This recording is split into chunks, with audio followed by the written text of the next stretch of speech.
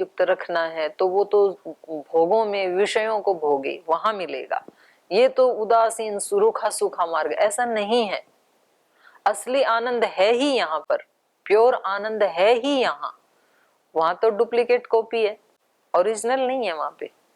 वहां तो ऐसा ही है जैसे कोई एक ओरिजिनल फूल हो और एक प्लास्टिक का हो, तो उसमें शक्ल होती है केवल, प्लास्टिक वाले में तो फूल जैसी रस थोड़ी होता है, गंध थोड़ी होती है वहां पर।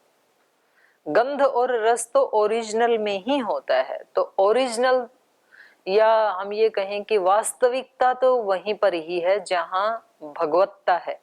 तो जिस किसी भी विषय में भागवत उपस्थिति नहीं है वो नीरस है सब, और जहां जहां वो रस है वहां पर वो परमात्मा ही है। इसलिए हम खाना खाते समय हम मंत्र बोलते हैं, ब्रह्मार्पणम ब्रह्म हविर ब्रह्माग्नौ ब्रह्मणाहुतम। तो क्या अभिप्राय, सब कुछ ही ब्रह्म है। ओम ब्रह्मार्पणम, ब्रह्म को अर्पित किया जा रहा है। ब्रह्मार्पणम ब्रह्म हवि, हवि भी ब्रह्म है। ब्रह्मणाहुतम, ब्रह्मा के द्वारा ही आहूत की जा रही है। ब्रह्मार्पणम ब्रह्म हविर ब्रह्माग्नौ, ब्रह्म रूपी अग्नि में ही आहूत की जा रही है। अग्नि भी ब्रह्म ही है। ब्रह्मणाहुतम ब्रह्मैव तेन गंतव्यम, ब्रह्म को ही प्राप्त हो रही है। तो हवि भी ब्रह्म, अग्नि भी ब्रह्म, आहुति देने वाला भी ब्रह्म, और जिस मटेरियल से आहुति बनी वो भी ब्रह्म, जिसको दी जा रही है वो भी ब्रह्म। तो इससे क्या पता चला, सब कुछ ब्रह्म ही ब्रह्म। तो संसार में एक ईश्वर के सिवाय और कुछ है ही नहीं, और यही वेदांत का मत है, अद्वैतवाद जिसको कहते हैं ना। तो सब कुछ वही, उसके अलावा कुछ है ही नहीं यहाँ पे। उसी के ही नाना रूप हैं ये, ब्रह्म के ही। और इसी को ही उपनिषद ने तो बहुत पहले बता दिया था, पहले ही पेज खोलते ही यही बताया, ईशावास्यमिदं सर्वम, उसके सिवाय और कुछ है ही नहीं। तो सारी आकृतियां, अब इस कक्ष में भी जो बैठी हैं सारी आकृतियां वो क्या हैं, ब्रह्म की ही तो मास्टरपीस हैं सब। सबको एक बिल्कुल अलग अलग तरीके से घड़ा है। सबके शरीरों की आकृतियां अलग, माइंड की अलग, सबकी आवाजें अलग, सब कुछ तो अलग है। तो व्यक्ति देखना चाहे तो अपने एक शरीर में भी देख सकता है, अनेकों शरीरों में भी देख सकता है। जितने यहाँ पेड़ पौधे रखे हैं ये सब भी क्या है, ईश्वर की बनाई हुई चीज है ये। तो इसमें ईश्वर को देखा जा सकता है। जैसे हम किसी की फोटो लगाते हैं, जैसे हमने स्वामी जी महाराज का फोटो लगाया, आचार्य जी का फोटो लगाया, यहाँ पर जो हमने ये लगाए हैं पोस्टर, तो उस फोटो को देख के किसकी याद आती है, स्वामी जी की, आचार्य जी की। जिसकी फोटो उसी की याद आती है ना। तो इसको देख के भी किसकी याद आनी चाहिए, ब्रह्म की आनी चाहिए। और इसमें जो जीवन है वो भी ब्रह्म ही है। तो सब कुछ वो ही है। तो इसलिए जहां जहां कहीं भी आनंद की अनुभूति, और सब जगह आनंद है, लेकिन मिलता कब है, जब अपने अंदर आनंद है। मन में यदि संतोष है, मन में यदि पवित्रता है,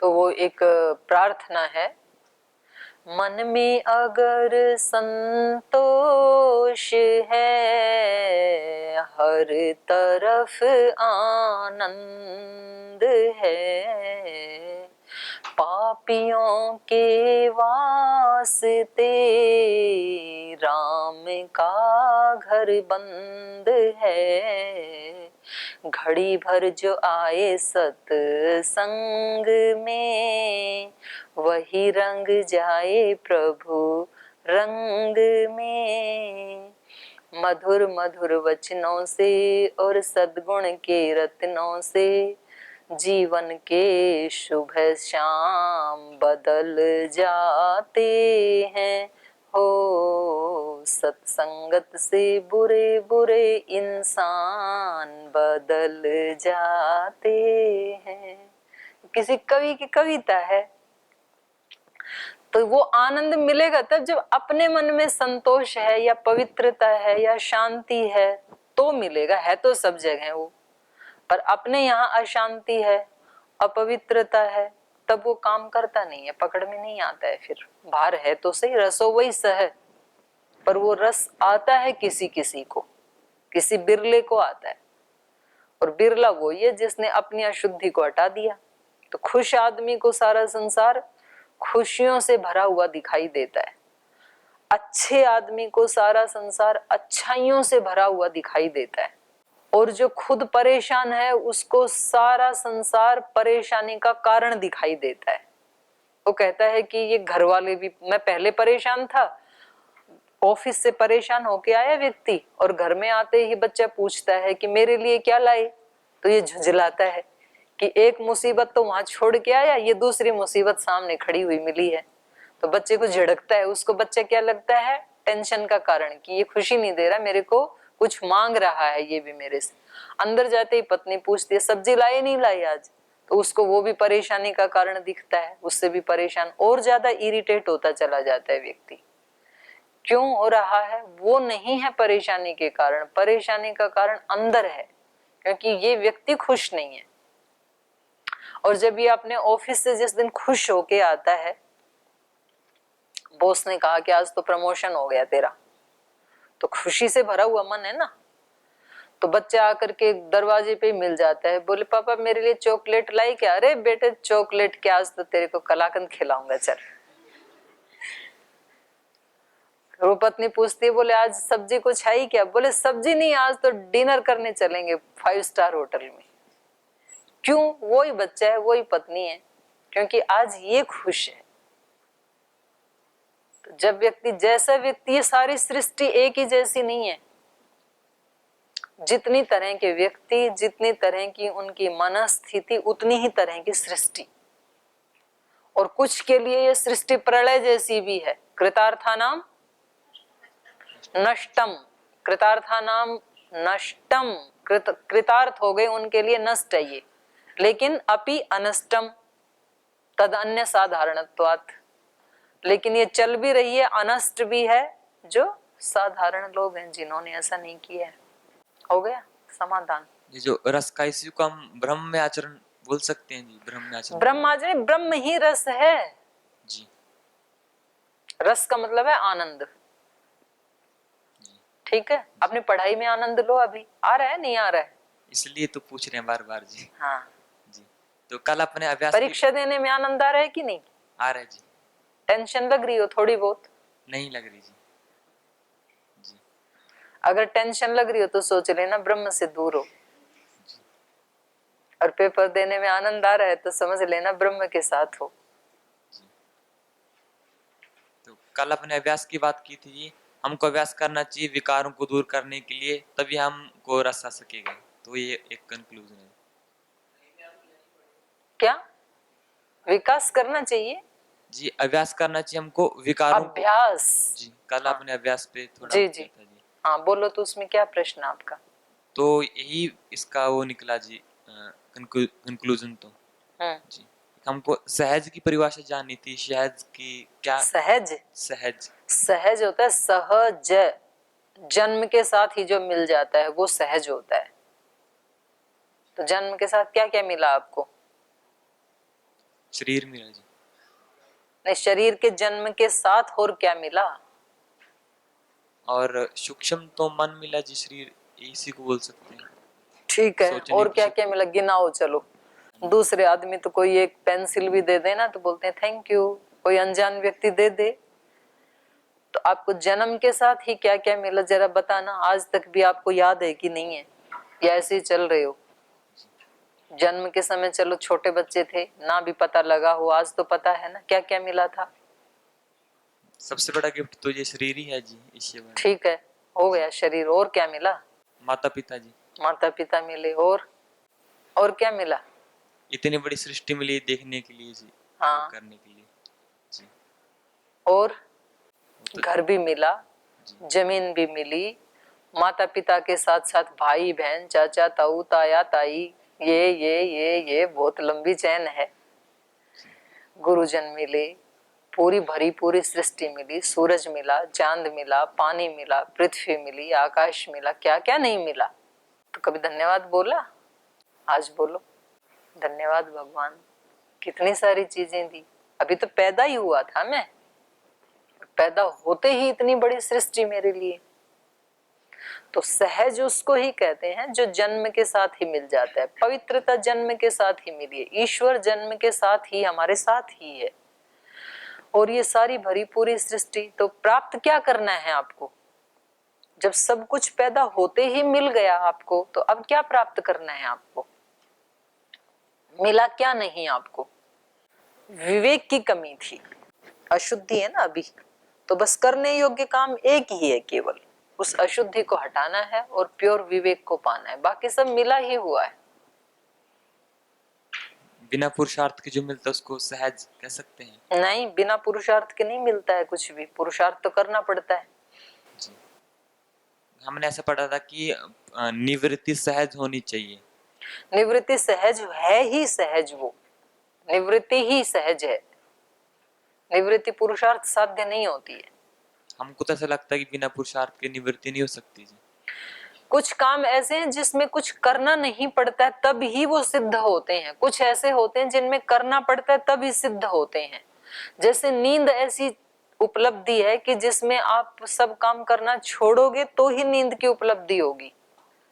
उसमें यदि पुरुषार्थ करते रहे ना तो फिर सो नहीं पाओगे। नींद के लिए पुरुषार्थ छोड़ने पड़ते हैं, सारे पुरुषार्थ, आंख का, नाक का, कान का, हाथ का, पैर का, वाणी का, विचार का, भाव का, सब पुरुषार्थ छोड़ने होते हैं वहां पर, तब नींद आती है। तो ऐसे ही निवृत्ति तब होती है जब व्यक्ति सब कुछ अपने अहंकार को छोड़ के, क्योंकि क्रियाएं सारी हैं अहंकार के कारण, और उसको हम सब को छोड़ देंगे तो निवृत्ति सहज ही है। फिर हाथ पैर मारने से नहीं मिलती है। सहज मिला अविनाशी, मीरा ने बोला ऐसे, मुझे अविनाशी भी मिला। और कैसे मिल गया? सहज मिला। जप चाहे कितने कर ले, तप चाहे कितने कर ले, लेकिन हरि को नहीं पाएगा रे बंदे, जब तक खुदी को ना मिटाएगा। खुदी मतलब क्या है? अहंकार। बाकी की क्रियाओं से उन क्रियाओं का परिणाम तो मिलेगा। जप का अलग है, तप का अलग परिणाम है। तप का क्या परिणाम है बोलो?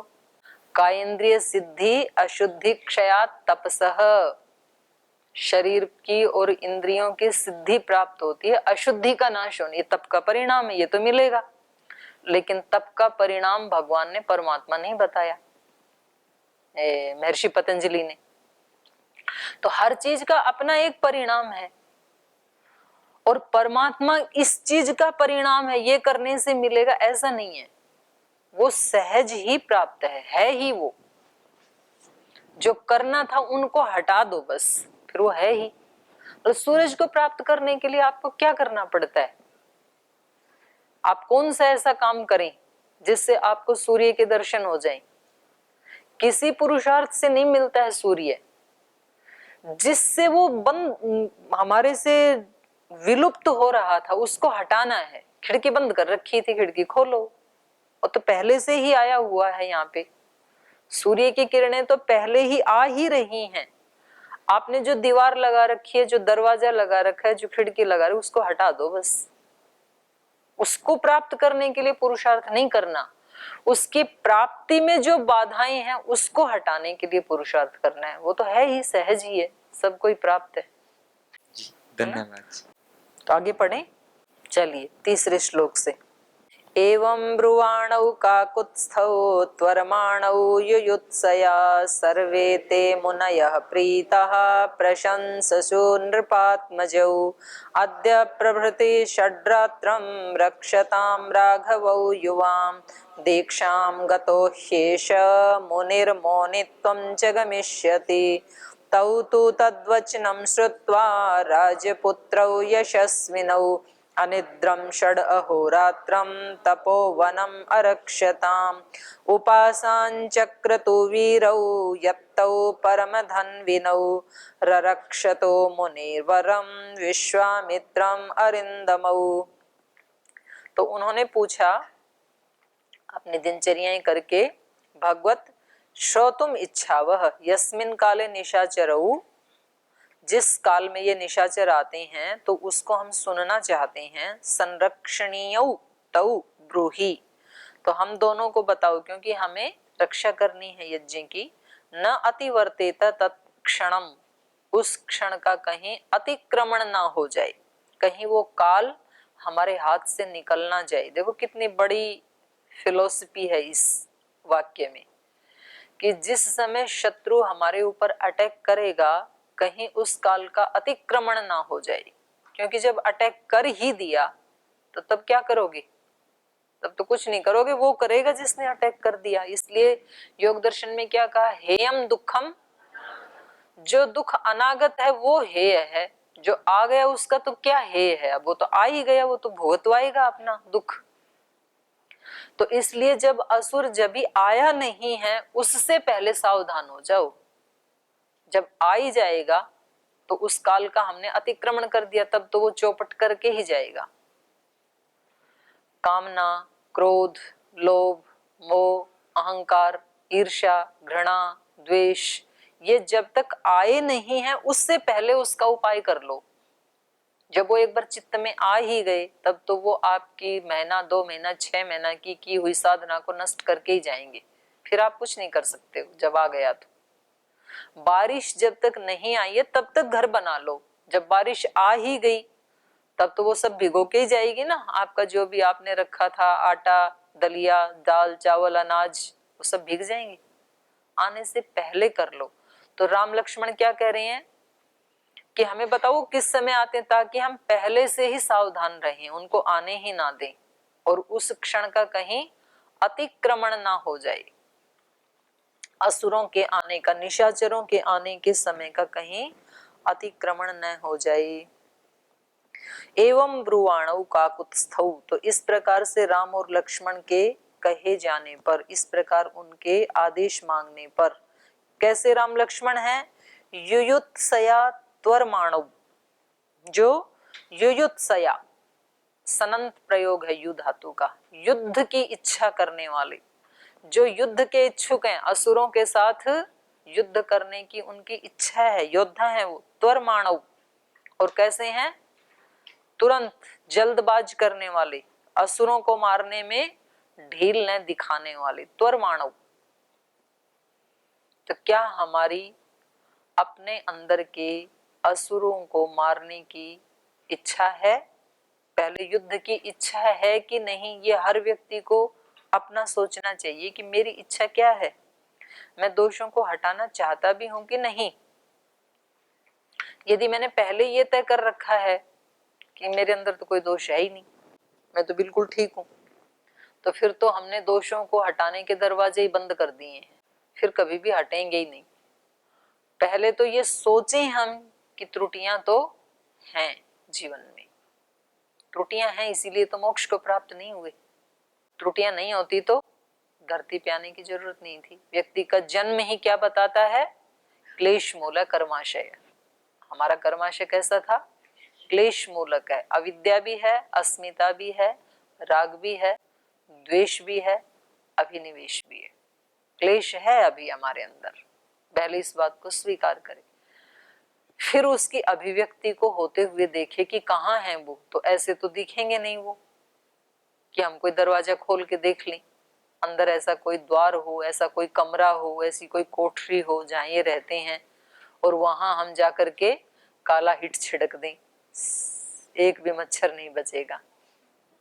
ऐसा तो है नहीं, मिलेगा नहीं ऐसा तो कहाँ ढूंढे उसको? राग, द्वेष, अभिनिवेश को, अविद्या आदि को कहाँ देखें? हमारी क्रियाओं से पता चलता है। जब हम काम करते हैं ना, तो फिर हम, इस शास्त्र में कहा है कि जिनके ये नष्ट हो गए उनके कर्म कैसे होते हैं। जैसे गीता में पूछा ना अर्जुन ने, स्थिति किम प्रभाषेत किमासीत व्रजेत किम, कैसे चलता है, कैसे बोलता है, कैसे खाता है, कैसे पीता है, तो बाहर से कोई पहचान है क्या उसकी? तो बोले नहीं, क्रियाओं से नहीं पता चलेगा, बाहर से नहीं पता चलेगा।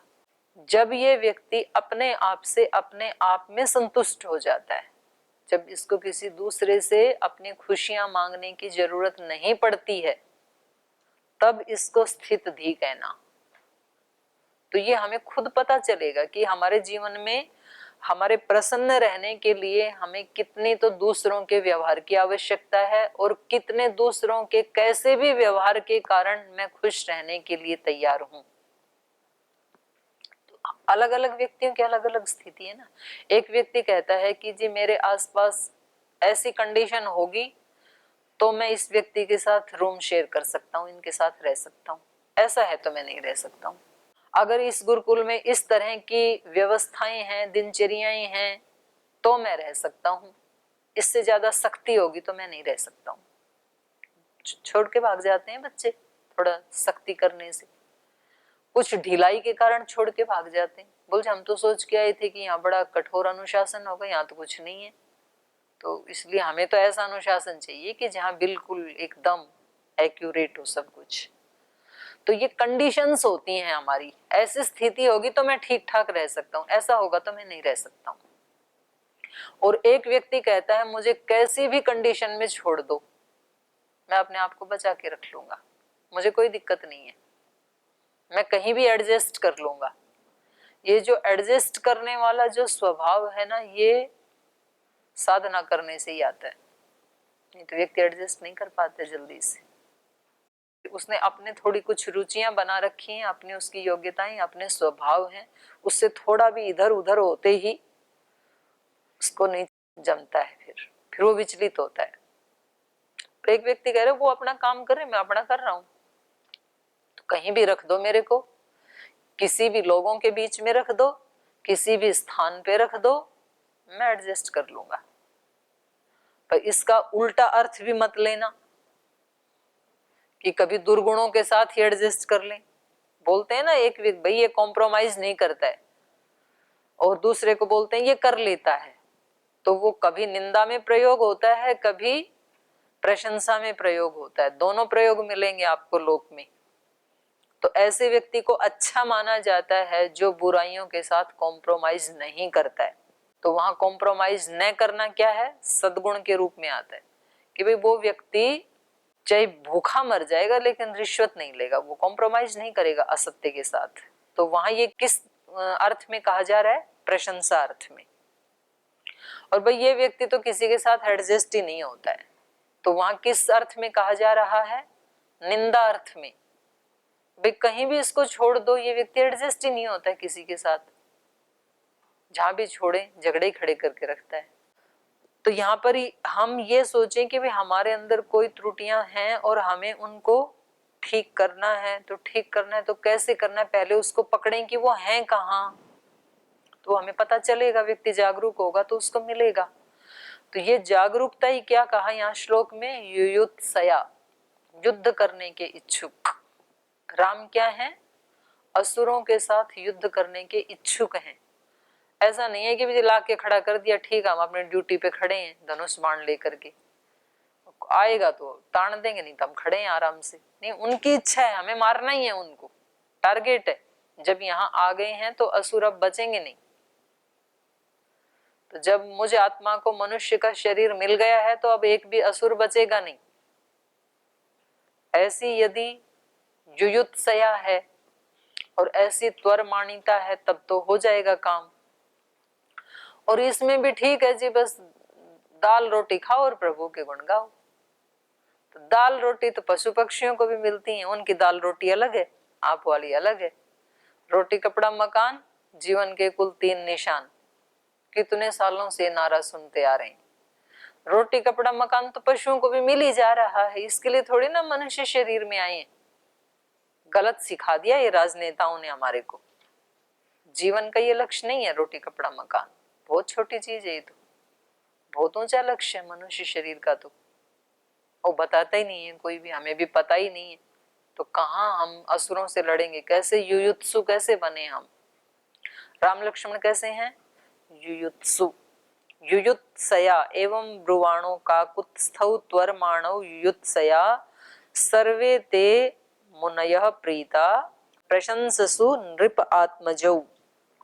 तो कह रहे हैं सभी मुनि जो थे वहां आश्रम में रहने वाले, जब इन्होंने इतनी जल्दबाजी दिखाई कि गुरुजी बस ये बता दो कि ये निशाचर आते कब हैं, ताकि वो उस काल का अतिक्रमण ना हो जाए। ऐसी युयुत्सा जब इन्होंने दिखाई तो ते सर्वे मुनयः, वे सभी जो आश्रम में रहने वाले मुनि थे, ऋषि थे, वे प्रीताः, इनके प्रति बहुत प्रीति हो गई उनके मन में। कितने अच्छे बच्चे हैं, देखो आते ही हमारे काम की टेंशन ले रहे हैं।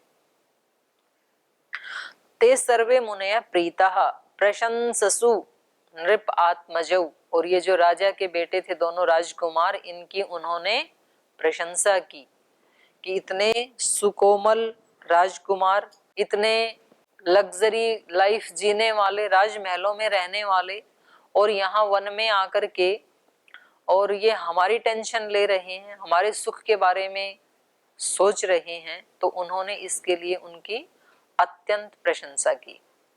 ठीक है, तो आगे इसको कल पढ़ेंगे चौथे श्लोक से। आज यहीं विराम देते हैं।